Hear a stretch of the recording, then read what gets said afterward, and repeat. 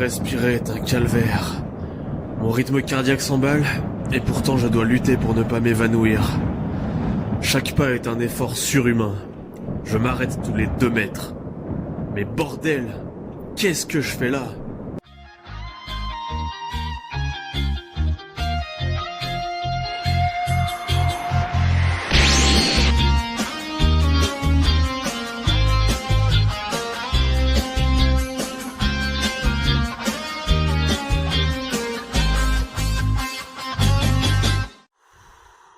Ça y est, je me souviens.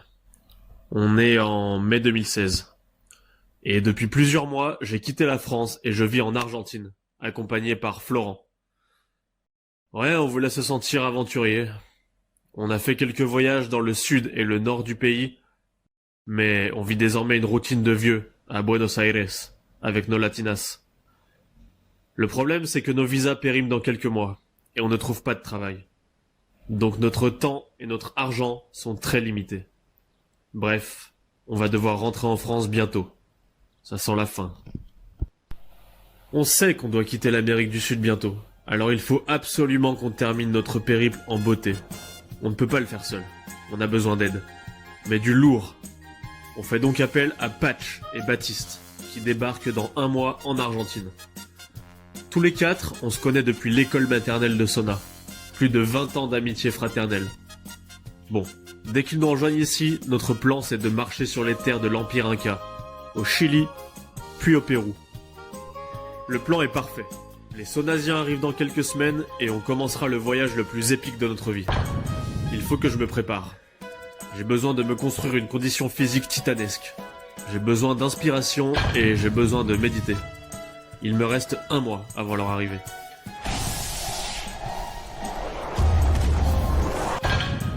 La meilleure idée, c'est d'aller me ressourcer seul, quelques jours, en Bolivie. C'est le seul pays qui touche à la fois l'Argentine, le Chili et le Pérou, qui sont justement les 3 pays qu'on va visiter entre Sonasiens. La Bolivie sera donc une parfaite introduction à la culture inca. Et en plus, l'altitude moyenne est très élevée, alors ça renforcera mon corps. Je vais même essayer de terminer cette expédition solitaire par un sommet volcanique à plus de 6000 mètres. Ce serait un exploit de fou. Lundi 9 mai, je pars donc pour la Bolivie. J'atterris à Santa Cruz, puis je me rends immédiatement à Sucre. C'est une immense cité blanche, et c'est l'ancienne capitale du pays. Je me sens minuscule et un peu perdu. L'altitude de 2800 mètres se fait déjà un peu ressentir. Mais ce n'est pas encore assez haut. Je poursuis donc ma route à Potosí, une des villes les plus hautes du monde. Ma première nuit à 4100 mètres d'altitude m'a totalement desséché les voies respiratoires. Pour compenser la faible densité de l'air, mon cœur bat très vite et mon corps essaye de fabriquer de nouveaux globules rouges. Le temps de m'acclimater, j'occupe mon esprit dans les mines de Potosí, à 4500 mètres d'altitude. Le guide me raconte que ce sont des mines d'argent. Elles ont beaucoup enrichi la couronne espagnole après la colonisation des Amériques. Petit à petit, j'en apprends plus sur l'histoire des Incas et des conquistadors.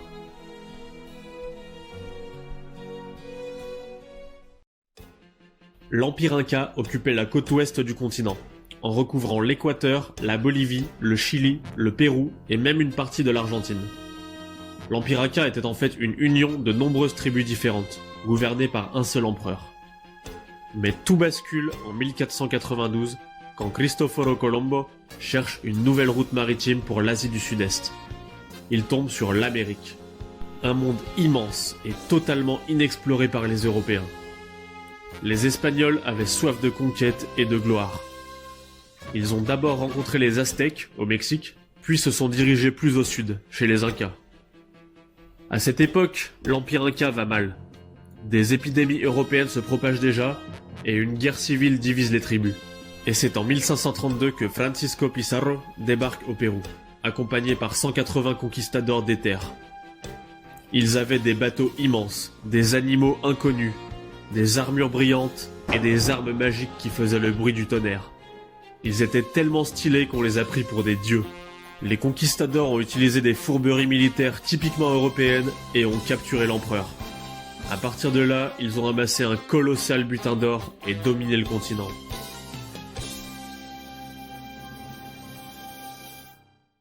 Et pourtant, dans ces mines de Potosí, je réalise que la culture inca est encore présente en Bolivie. Les mineurs indigènes parlent tous le quechua et font des offrandes à leur divinité de la terre, Pachamama. Moi aussi je lui laisse une offrande pour qu'elle m'aide à vaincre une autre divinité que je vais affronter bientôt. C'est le dieu ancien Parinacota que je compte soumettre. La bête mesure 6348 mètres et sépare la Bolivie du Chili. Si je réussis à le gravir, j'aurai prouvé ma valeur aux dieux incas et ils nous couvriront de gloire pour notre voyage sonasien. Mais si j'échoue, mieux vaut ne pas y penser. J'ai intérêt à m'entraîner, de plus en plus haut. Je pars donc pour 3 jours en expédition à Uyuni. Chaque paysage sera l'occasion de tester ma puissance et de faire de belles photos. Le premier spot est un cimetière de train à 3700 mètres d'altitude. Les voies ferroviaires servaient à transporter les minerais, mais les ressources ont été épuisées. Tout a été laissé à l'abandon, alors j'en profite pour m'amuser.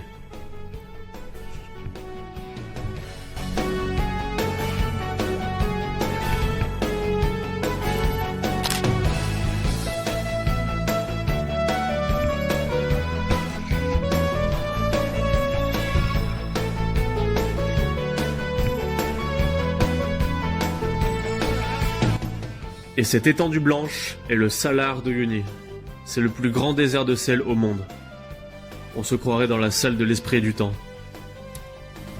« 10 000 km² parfaitement plats. On pourrait y construire 150 000 terrains de football. C'était un lac il y a 14 000 ans, puis il s'est évaporé en laissant une quantité colossale de minéraux. On trouve ici la moitié des réserves de lithium de la planète, pour fabriquer des batteries électriques. Le seul relief qui émerge est l'île Inkawasi, un petit sommet volcanique couvert de cactus.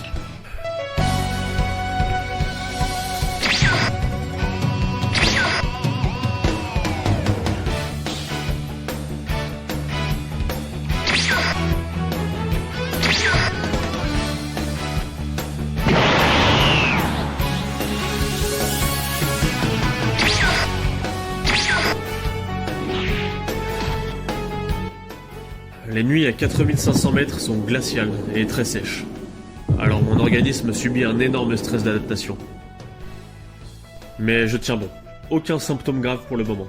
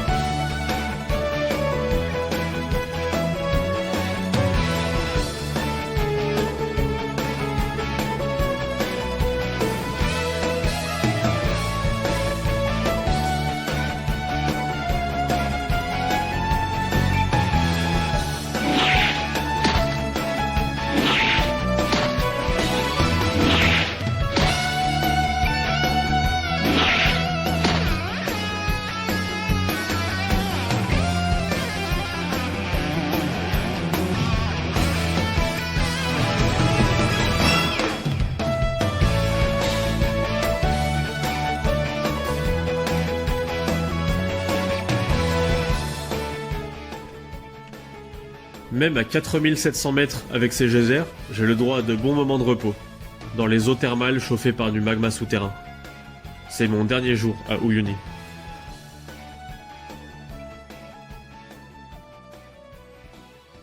J'arrive en bus à La Paz, grande capitale de la Bolivie.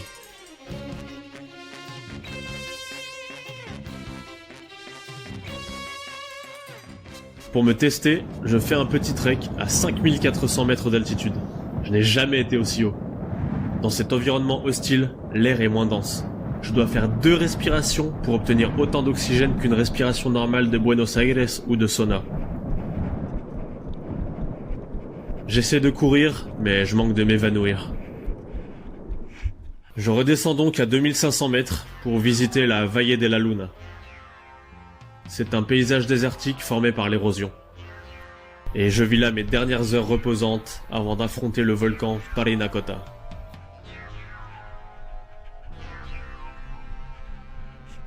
Bon, prêt ou pas, j'ai rendez-vous demain avec mon guide pour l'ascension du dieu volcan.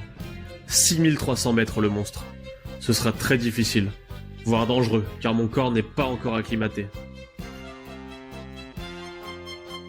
Je pars méditer en haut de La Passe, à 4000 mètres.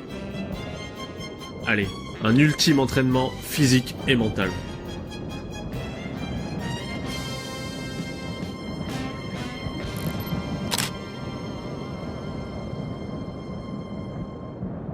Le Parinacota est un dieu solitaire. Il siège dans la région perdue de Sajama. Après un long périple, j'arrive chez mon guide Mario. Il m'hébergera pour la nuit. J'observe un peu le volcan par la fenêtre de ma chambre avant de dormir. Le stress est maximal.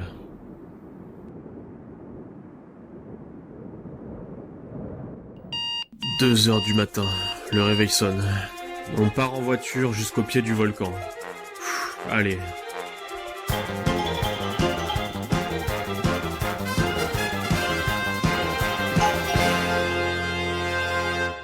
On part de 4800 mètres, c'est-à-dire que l'altitude du Mont Blanc est notre départ.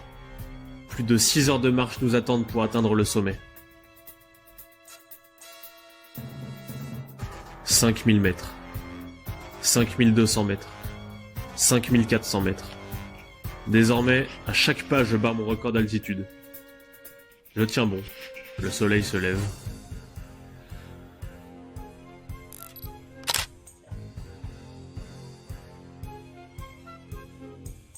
« 5600 mètres, 5800 mètres, 6000. Là, je suis à bout de force.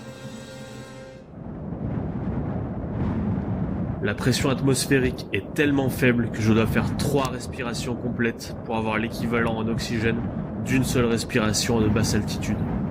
Je suffoque. Je doute de mes capacités. 6100 mètres. Ah putain, respirer est un calvaire. Mon rythme cardiaque s'emballe et pourtant, je dois lutter pour ne pas m'évanouir. Chaque pas est un effort surhumain. Je m'arrête tous les 2 mètres. Mais bordel, qu'est-ce que je fais là? Il me reste 2 heures de montée pour atteindre le sommet. Si je traîne trop, je risque de faire un œdème et ça peut mettre ma vie en jeu. Le corps humain n'est pas fait pour un environnement aussi extrême. Bon, j'abandonne. On redescend. Parinacota a gagné. Et j'ai perdu. Il est temps de rentrer à Buenos Aires. J'ai besoin de repos.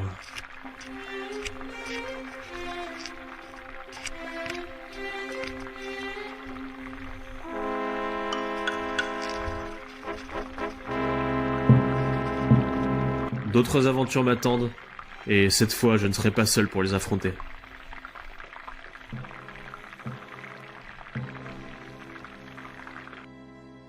Adieu, Bolivie.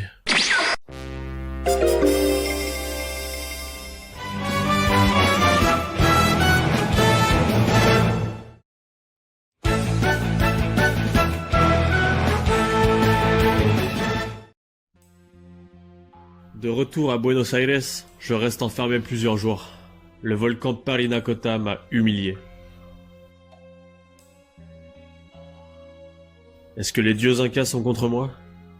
Est-ce qu'ils menacent notre voyage entre Sonasiens? J'espère que tout ira bien.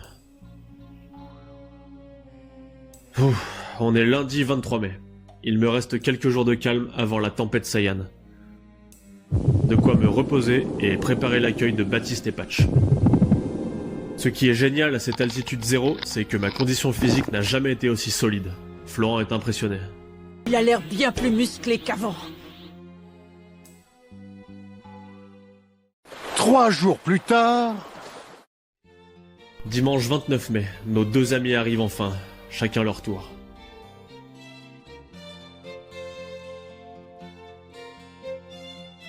On se retrouve tous les quatre à la maison de Chacabuco, dans le quartier de San Telmo. C'est là que je vis avec Florent depuis des mois. On partage les lieux avec plein de latinos. Mais aujourd'hui, ça fait vraiment plaisir de se retrouver tous les quatre entre Saunasiens. Baptiste sort son iPhone pour filmer de futurs moments mémorables.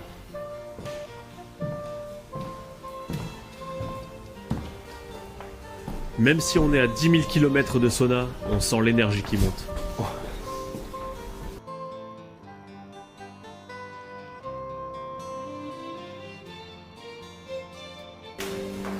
C'est trop beau le Parfait. Buenos Aires paraît très européenne, car elle est peuplée d'immigration espagnole et italienne depuis le XVIIe siècle. L'Argentine est ensuite devenue indépendante de l'Espagne en 1816. Florent et moi faisons découvrir Buenos Aires à Patch et Baptiste, en commençant par le célèbre marché de San Telmo.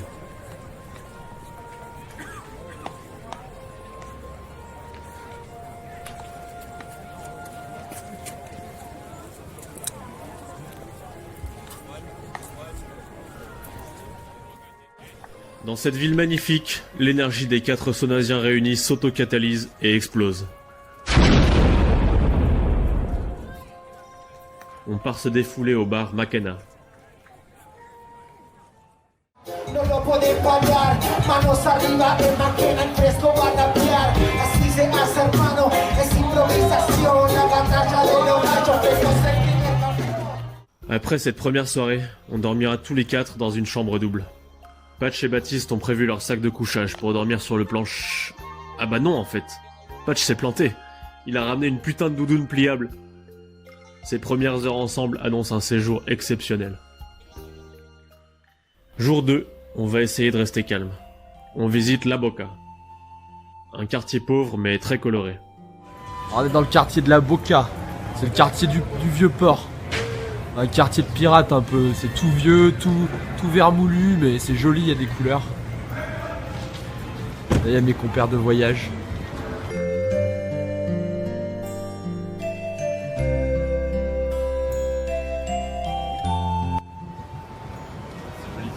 Gayman.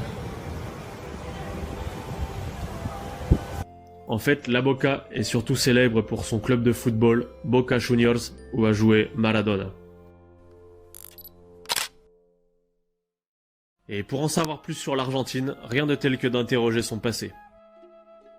Dans le cimetière de Recoleta. Ici sont enterrés tous les protagonistes de l'histoire du pays. Et le lieu a été dessiné par un Français.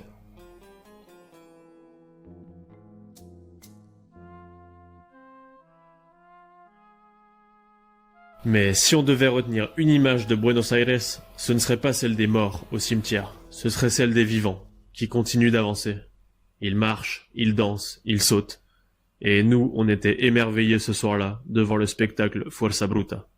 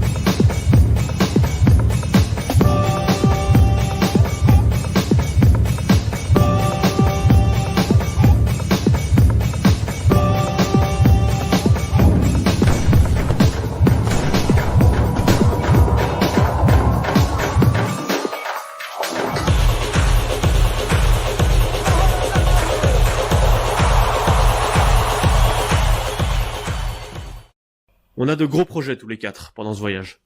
Et il nous reste 2 semaines. Alors on ne s'attardera pas trop à Buenos Aires.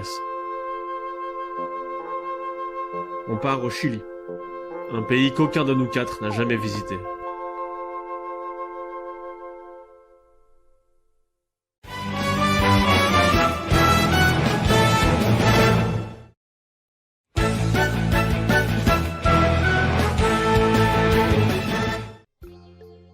Jeudi 2 juin, voyage en avion pour Santiago, puis bus pour Valparaíso. C'est littéralement la vallée du paradis. On passera notre séjour dans l'hostel Joya. Il est luxueux mais vide, car c'est l'hiver. C'est parfait. Et la ville est vraiment paradisiaque. Le climat est doux, il fait beau, on s'imagine déjà vivre ici éternellement. Plein de chiens nous escortent dans la rue. La première journée sera consacrée au musée de la Navy chilienne. Valparaíso était un énorme port, très stratégique pour les Espagnols. Mais la ville était souvent attaquée par les pirates anglais. Ils étaient attirés par cette colossale quantité d'or inca accumulée par les conquistadors. Puis au fil des siècles, la ville a été construite par l'immigration allemande, croate et italienne. On ressent bien l'influence européenne.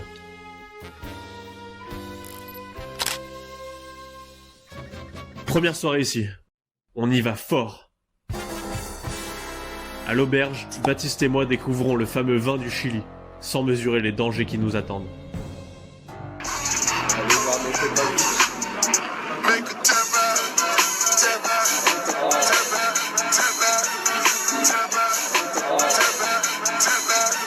Ouais, Patch. Non. Non. Non, il a pas vu Spartacus. T'as pas vu Spartacus. T'as chaud. Voilà. Ça c'est fait. On boit du sac plastique. Chacun son tour, on se filme. Je te passe le portable après. Vas-y. Laisse-moi une goutte. Chacun son tour. On est né à Soda pour boire ce vin. C'est bon. Je meurs d'impatience de passer à l'action.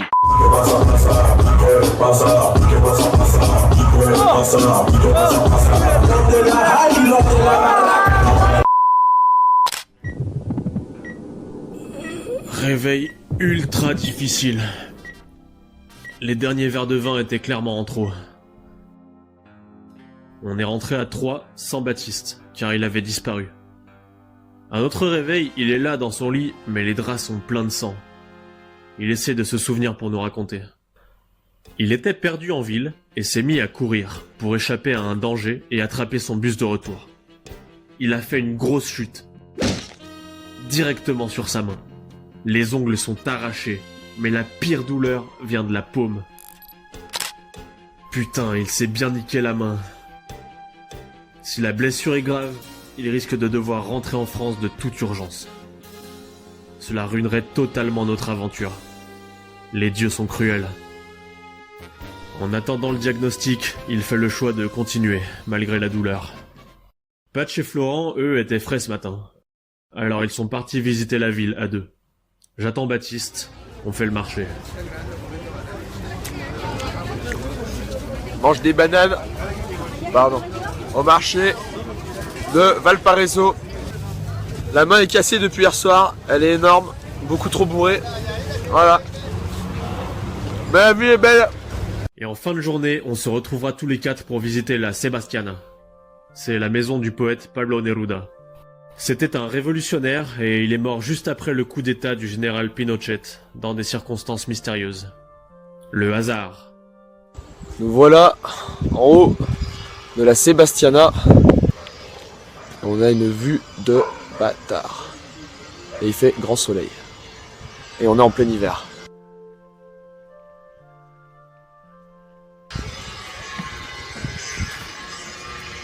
Putain, il fait bon vivre ici. Hein. Honnêtement, on est en hiver, mec. En hiver, il fait 25 degrés de sa limite. Ouais.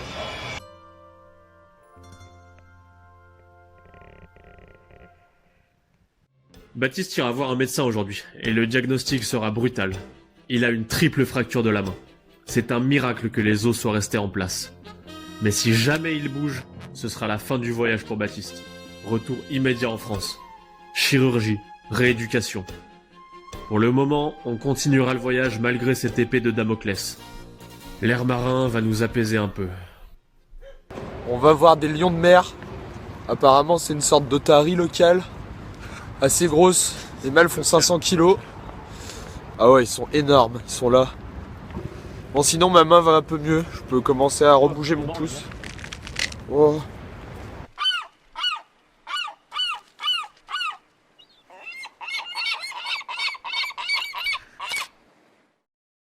Alors là, attention, vidéo extraordinaire. Regardez ce qu'il y a dans la mer. Ouais, faut pas tomber dans l'eau, je vous le dis, hein. Vous faites becter en 1 seconde. On se balade.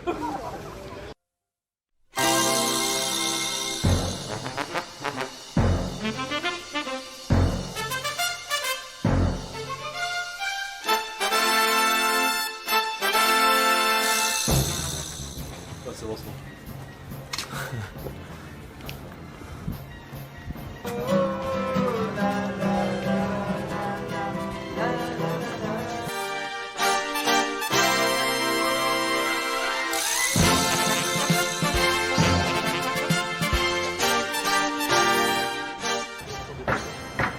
Ah, il y a un petit cimetière qui a l'air joli en face. On va aller le voir après.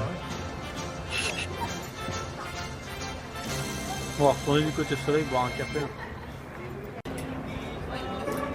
Bon, on est sur une terrasse rooftop où on mange, comme on peut le voir.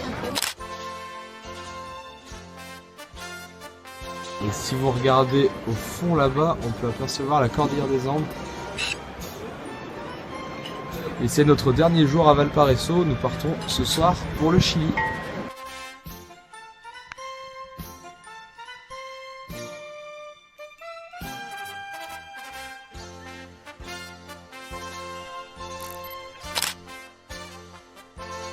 Allez, il est temps de quitter Valparaiso et de commencer la véritable aventure sur la terre des Incas.